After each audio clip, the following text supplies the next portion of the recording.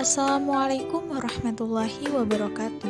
Yang saya hormati Bapak Dr. Andes Idat Mukodas MPD dan Pak Aan Yulianto MPD selaku dosen pengampu mata kuliah inklusi dan teman-teman 3A yang saya banggakan.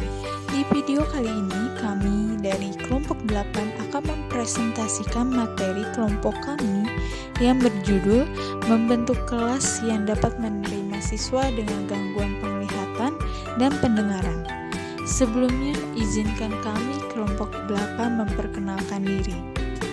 Perkenalkan, nama saya Dia Rahma dengan nomor NIM 2000052. Perkenalkan, nama saya Nada Nupus Iwani dengan NIM 2002960. Perkenalkan, nama saya Salimah Zahra dengan NIM 2005827. Izin memperkenalkan diri, nama saya Yunita Uljana dengan NIM 2006085. Siswa-siswa dengan gangguan penglihatan. Pengertian gangguan penglihatan. Gangguan penglihatan merupakan adanya kelainan yang menyebabkan gangguan ketajaman penglihatan pada mata seseorang.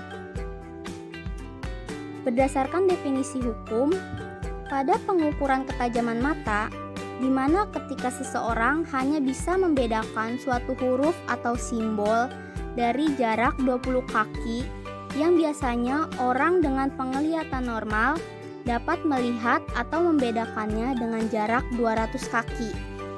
Maka orang tersebut dinyatakan buta secara hukum. Berdasarkan definisi edukasional, menurut Harley, pendidikan tunanetra merupakan siswa-siswa yang buta secara total atau yang mempunyai kelainan penglihatan berat. Harus diberikan pengajaran membaca dengan menggunakan huruf Braille. Klasifikasi tunanetra berdasarkan kemampuan daya penglihatan tunanetra terbagi menjadi 3, yaitu tunanetra ringan, tunanetra setengah berat, dan tunanetra berat.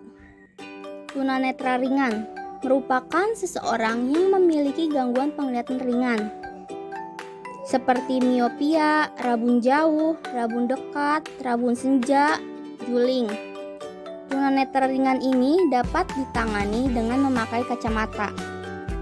Tunanetra setengah berat merupakan tunanetra yang kehilangan sebagian penglihatannya, namun masih dapat melakukan kegiatan sehari-hari dengan sisa penglihatan yang masih fungsional.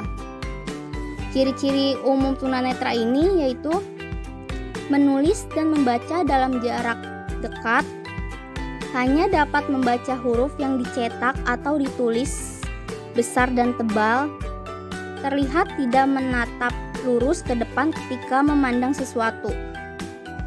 Tunanetra berat atau yang disebut dengan buta ini merupakan seseorang yang sama sekali tidak dapat melihat.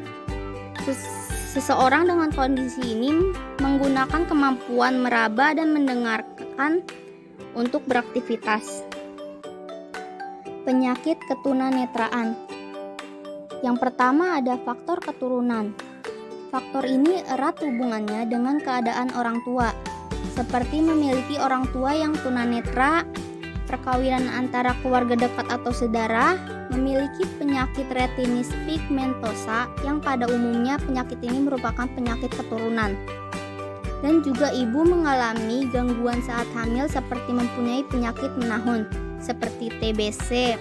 Infeksi penyakit rubella juga merusak mata janin.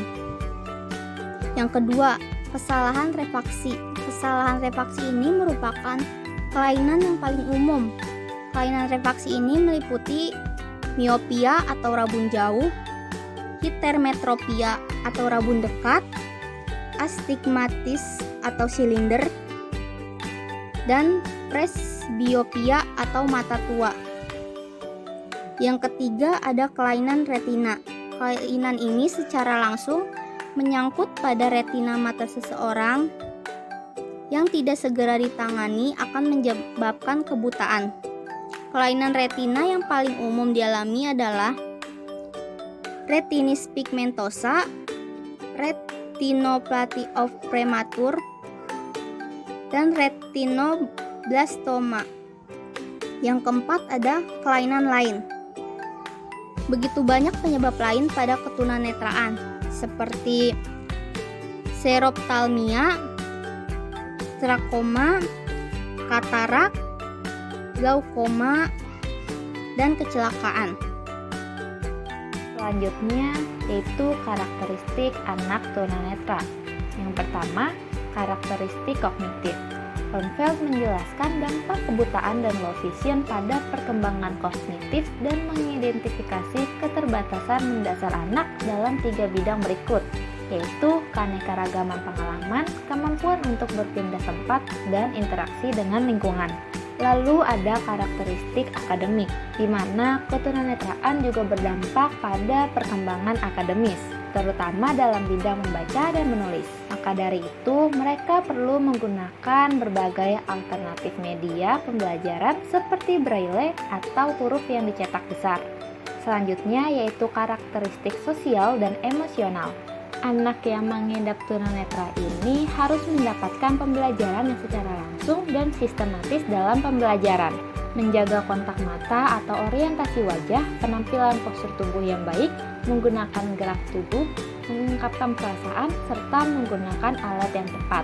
Hal ini dikarenakan tunanetra ini memiliki keterbatasan dalam mempelajari hal-hal yang berhubungan dengan sosial. Lalu yang keempat, ada karakteristik perilaku. Penyandang tunanetra ini biasanya kurang memperhatikan dirinya sendiri, sehingga membutuhkan orang lain untuk membantunya.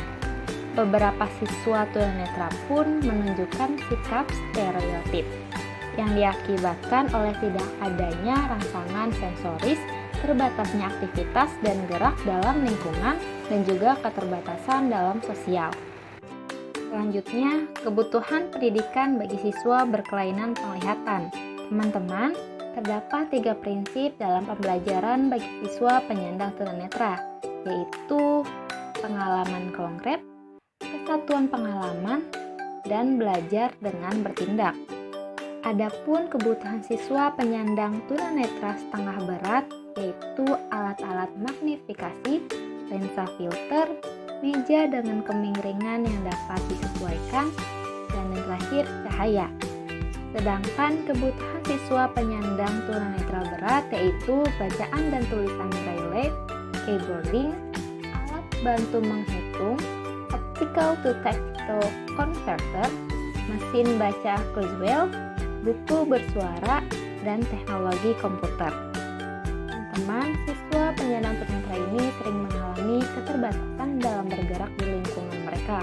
Maka dari itu perlu adanya latihan orientasi. Adapun hal yang dapat digunakan ialah menggunakan pemandu baik dengan seseorang ataupun anjing. Lalu menggunakan tongkat pemandu, menggunakan alat bantu gerak elektronik. Yang terakhir, melatih kemampuan mendorong diri sendiri dan melakukan aktivitas sehari-hari. Lalu, bagaimana sih cara kita membantu siswa dengan gangguan penglihatan di sekolah inklusi? Nah, yang pertama itu ada layanan pendidikan. Layanan tersebut dapat berupa layanan umum yang merupakan latihan yang sama dengan anak-anak lainnya seperti keterampilan, kesenian, dan olahraga.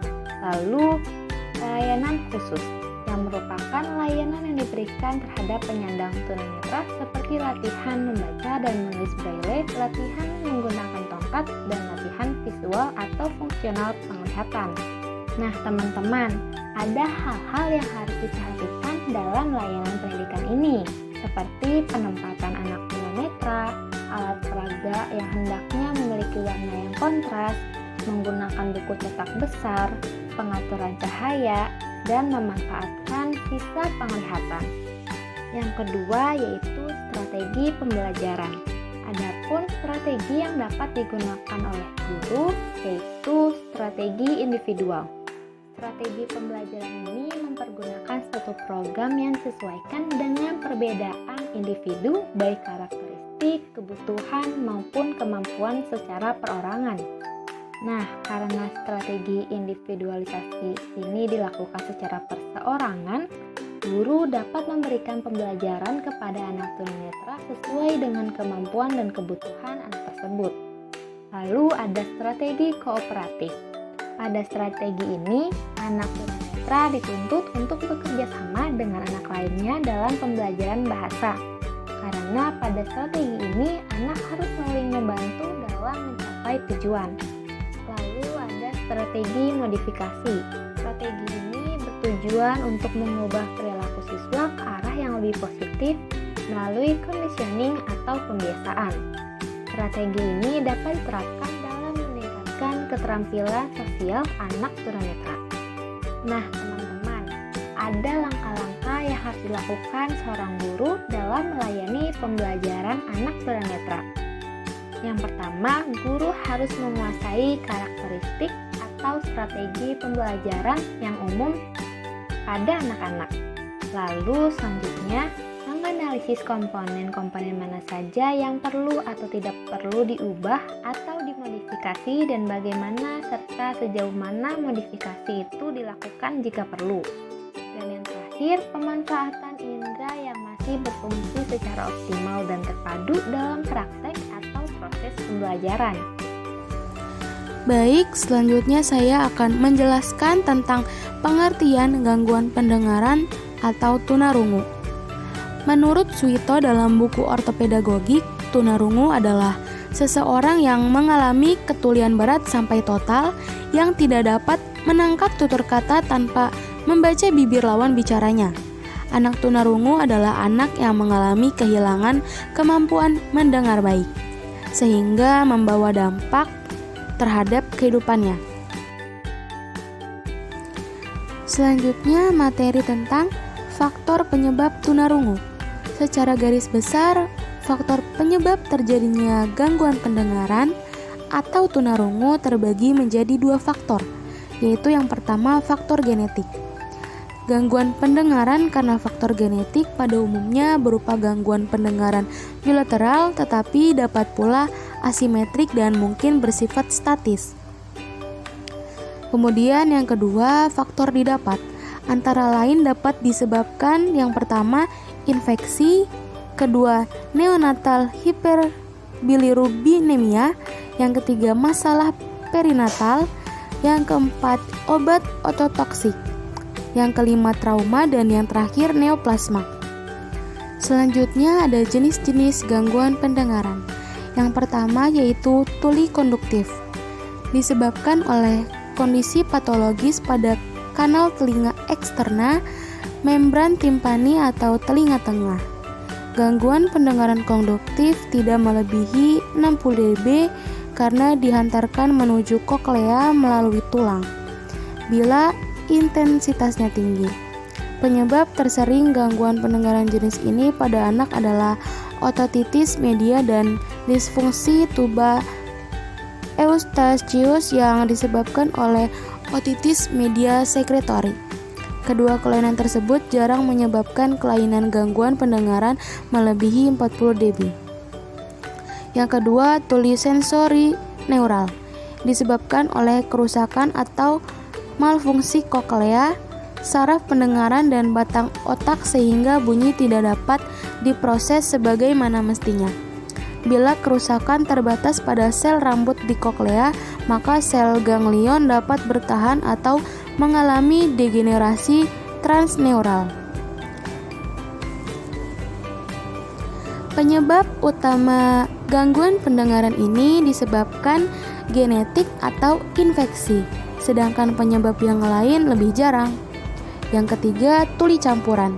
Bila gangguan pendengaran atau tuli konduktif dan sensori neural terjadi bersamaan.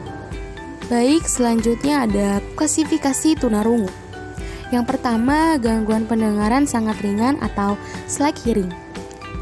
Siswa mengalami gangguan pendengaran sangat ringan telah kehilangan pendengaran antara 27 dan 40 desibel. Mereka hanya mengalami kesulitan dalam mendengar suara yang sayup-sayup atau dari jarak yang jauh. Meskipun mereka tidak mengalami kesulitan di sekolah, akan lebih baik jika mereka mendapatkan tempat duduk yang cukup nyaman bagi rentang pendengaran mereka. Siswa-siswa ini bisa terbantu dengan memakai alat bantu dengar. Terapi wicara atau speech therapy mungkin dibutuhkan pula untuk membantu perkembangan ucapan dan membetulkan pola-pola ucapan yang salah yang telah ada sebelumnya. Yang kedua, gangguan pendengaran taraf ringan atau mild hearing loss. Siswa yang mengalami gangguan pendengaran taraf ringan ini telah kehilangan pendengaran antara 41 dan 55 desibel. Mereka mengalami kesulitan dalam mendengar percakapan kecuali dalam jarak 3-5 kaki dan saling berhadapan.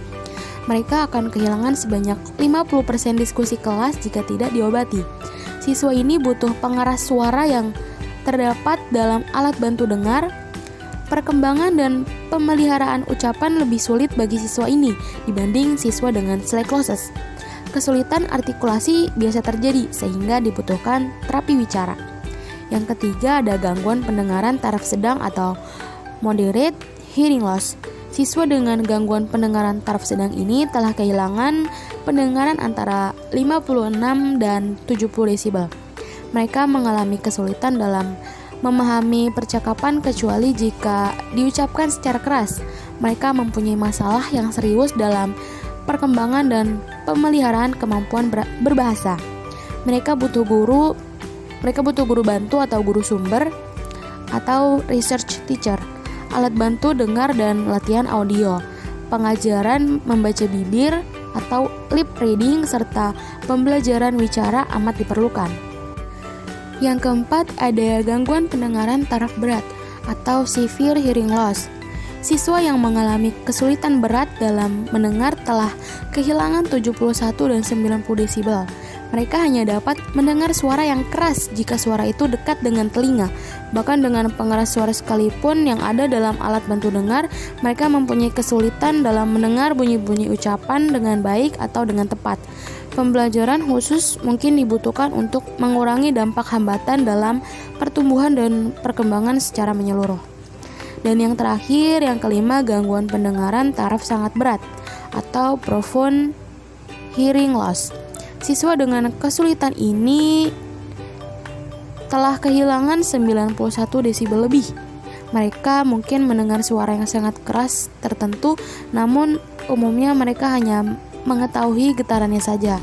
Pada umumnya mereka mengandalkan penglihatan daripada pendengaran sebagai alat utama dalam berkomunikasi. Mereka mempunyai kebutuhan yang sangat penting untuk mendapatkan layanan pembelajaran khusus yang ekstensif dalam rangka mengembangkan kemampuan bahasa dan bentuk-bentuk komunikasi alternatif. Selanjutnya, saya akan menjelaskan mengenai karakteristik anak tunarungu. Yang pertama yaitu karakteristik dari segi inteligensi. Inteligensi anak tunarungu tidak berbeda dengan anak normal, yaitu tinggi, rata-rata, dan rendah. Pada umumnya, anak tunarungu memiliki inteligensi normal dan rata-rata. Prestasi anak tunarungu seringkali lebih rendah daripada prestasi anak normal karena dipengaruhi oleh kemampuan anak tunarungu dalam mengerti pelajaran yang diperbalkan. Namun, untuk pelajaran yang tidak diperbalkan, anak tunarungu memiliki perkembangan yang sama cepatnya dengan anak normal. Prestasi anak tunarungu yang rendah bukan disebabkan karena inteligensinya rendah, namun karena anak tunarungu tidak dapat memaksimalkan inteligensi yang dimiliki. Aspek inteligensi yang bersumber pada verbal seringkali rendah, namun aspek inteligensi yang bersumber pada penglihatan dan motorik akan berkembang dengan cepat. Yang kedua, yaitu karakteristik dari segi bahasa dan bicara. Kemampuan anak tunarungu dalam berbahasa dan berbicara berbeda dengan anak normal pada umumnya, karena kemampuan tersebut sangat erat kaitannya dengan kemampuan mendengar. Karena anak tunarungu tidak bisa mendengar bahasa, maka anak tunarungu mengalami hambatan dalam berkomunikasi. Anak tunarungu memerlukan penanganan khusus dan lingkungan berbahasa intensif yang dapat meningkatkan kemampuan berbahasanya. Kemampuan berbicara pada anak tunarungu akan berkembang dengan sendirinya namun memerlukan upaya terus-menerus serta latihan dan bimbingan secara profesional. Demikian pun banyak dari mereka yang belum bisa berbicara seperti anak normal, baik suara, irama, dan tekanan suara terdengar monoton berbeda dengan anak normal. Selanjutnya, yaitu karakteristik dari segi emosi dan sosial. Ketunarunguan dapat menyebabkan keterasingan dengan lingkungan. Keterasingan tersebut akan menimbulkan beberapa efek negatif seperti yang pertama, egosentrisme yang melebihi anak normal. Sifat ini disebabkan oleh anak tunarungu yang memiliki dua dunia kecil akibat interaksi dengan lingkungan sekitar yang sempit. Karena mengalami gangguan dalam pendengaran, anak tunarungu hanya melihat dunia sekitar dengan penglihatan hanya melihat apa yang di depannya saja, sedangkan pendengaran dapat mendengar sekeliling lingkungan. Karena anak tunarungu mempelajari sekitarnya dengan menggunakan penglihatan saja, maka akan timbul sifat ingin tahu yang besar, seolah-olah mereka haus untuk melihat, dan hal itu semakin membesarkan egosentrismenya. Yang kedua, mempunyai perasaan takut akan lingkungan yang lebih luas. Perasaan takut yang menghinggapi anak tunarungu seringkali disebabkan oleh kurangnya penguasaan terhadap lingkungan yang berhubungan dengan kemampuan berbahasanya yang rendah. Keadaan menjadi tidak jelas karena anak tunarungu tidak mampu menyatukan dan menguasai situasi yang baik. Yang ketiga, ketergantungan terhadap orang lain. Sikap ketergantungan terhadap orang lain atau terhadap apa yang sudah dikenalnya dengan baik merupakan gambaran bahwa mereka sudah putus asa dan selalu mencari bantuan serta bersandar pada orang lain. Yang keempat, perhatian mereka lebih sukar dialihkan. Sempitnya kemampuan berbahasa pada anak tunarungu menyebabkan sempitnya alam pikirannya. Alam pikirannya selamanya terpaku pada hal-hal yang konkret. Jika sudah berkonsentrasi kepada suatu hal, maka anak tunarungu akan sulit dialihkan perhatiannya ke hal-hal lain yang belum dimengerti atau belum dialaminya. Anak tunarungu lebih miskin akan fantasi. Yang kelima, umumnya memiliki sifat yang polos, sederhana, dan tanpa banyak masalah. Anak tunarungu tidak bisa mengekspresikan perasaannya dengan baik. Anak tunarungu akan jujur dan apa adanya dalam mengungkapkan perasaannya. Yang keenam, lebih mudah marah dan cepat tersinggung karena banyak merasakan kekecewaan akibat tidak bisa dengan mudah mengekspresikan perasaannya. Anak tunarungu akan mengungkapkannya dengan kemarahan.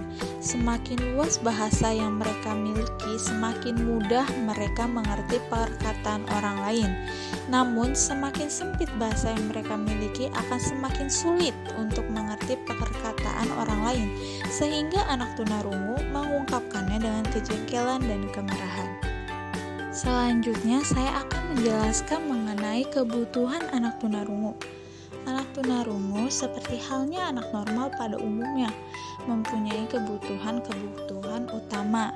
Di antaranya yaitu yang pertama, kebutuhan akan keteraturan yang bersifat biologis, seperti kebutuhan makan, minum, tidur, bermain, dan sebagainya.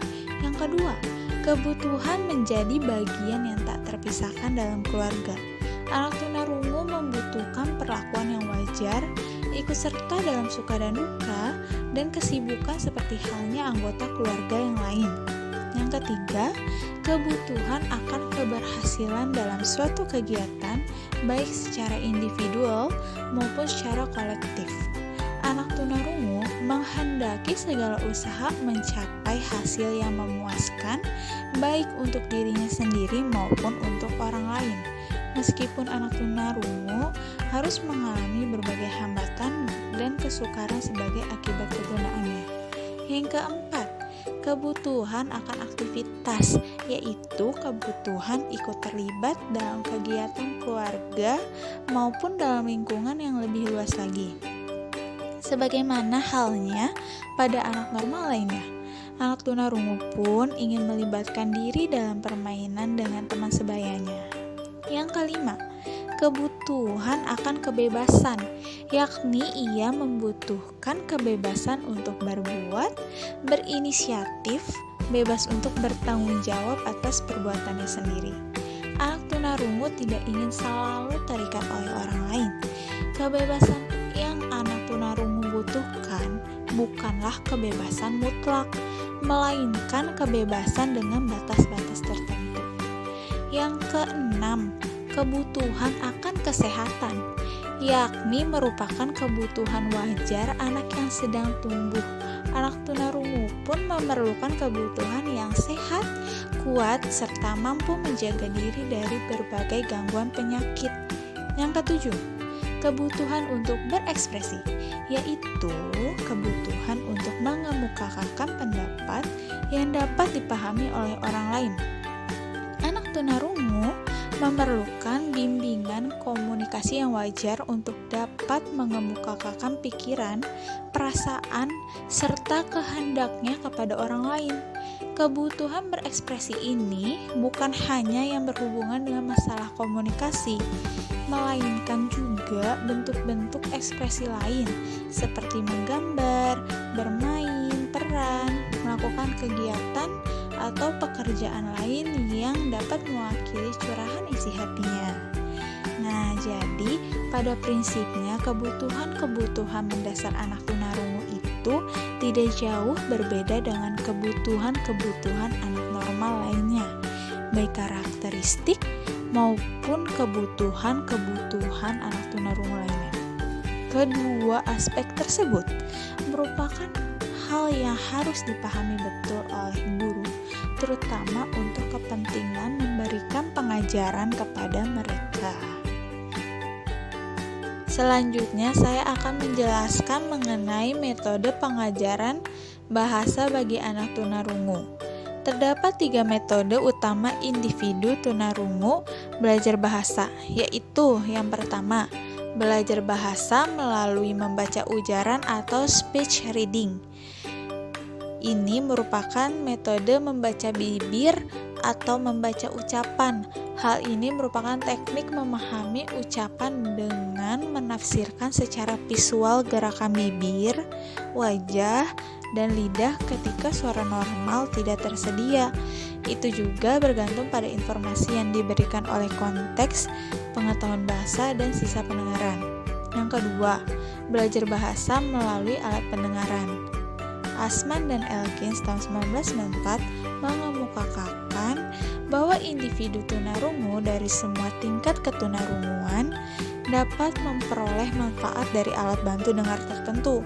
Alat bantu dengar yang telah terbukti efektif bagi jenis ketunarunguan sensori neural dengan tingkat yang berat sekali adalah cochlear implant.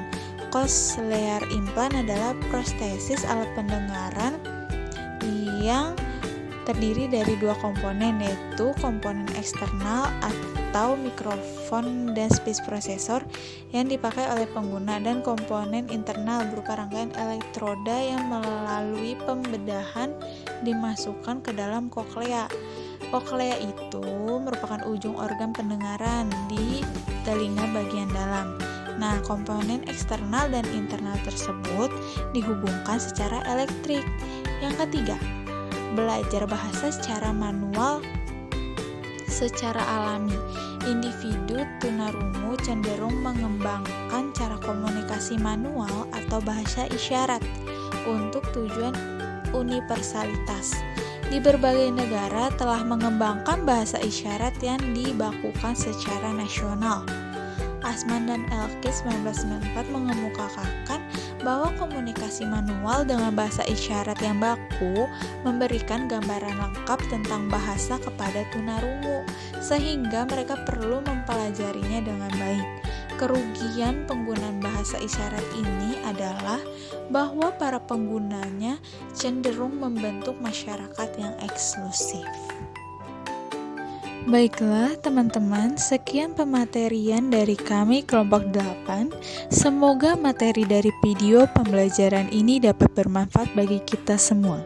Semoga teman-teman tidak puas atas apa yang telah kami sampaikan, sehingga teman-teman dapat mencari dan mengulas kembali materi tersebut dari sumber-sumber lainnya.